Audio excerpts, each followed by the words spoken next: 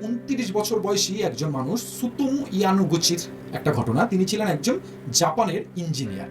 কাজের সূত্রে তিনি 1945 সালের 6ই আগস্ট হিরোশিমাতে ছিলেন।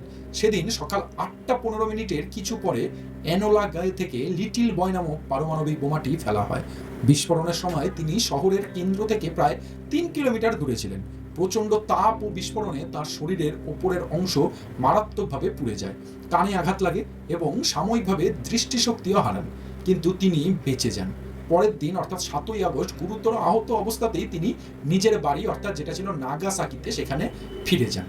এরপর আসল চমক, নাগাসাকিতে ফিরে এসে মাত্র 2 দিনের মধ্যেই তিনি আবার তার কাজে যোগ দেন। সেই দিনটা ছিল 9ই আগস্ট।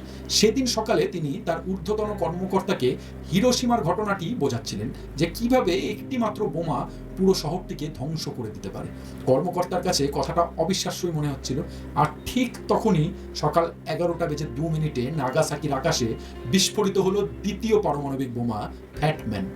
এই ইয়ামাগুচি আবার সেই একই ভয়ঙ্কর সাদা আলো দেখলেন। বিস্ফোরণের শকওয়েভ তাকে মাটিতে ফেলে দিল এবং অফিসের জানালাগুলো পর্যন্ত তিনি উড়ে যেতে দেখলেন। এবারও তিনি প্রাণে বেঁচে গেলেন। ইতিহাসবিদদের মতে আরও কয়েকজন মানুষ কিন্তু এই 2 হামলারই প্রত্যক্ষ অভিজ্ঞতার মধ্যে পড়েছিলেন, কিন্তু এই সুতোমো ইয়াগুমোচি ছিলেন জাপান সরকারের আনুষ্ঠানিকভাবে স্বীকৃত প্রথম এবং একমাত্র ব্যক্তি যিনি 2টি অ্যাটমিক বোম্বিংয়ে সার্ভাইভার হিসেবে স্বীকৃতি কিন্তু পেয়েছিলেন।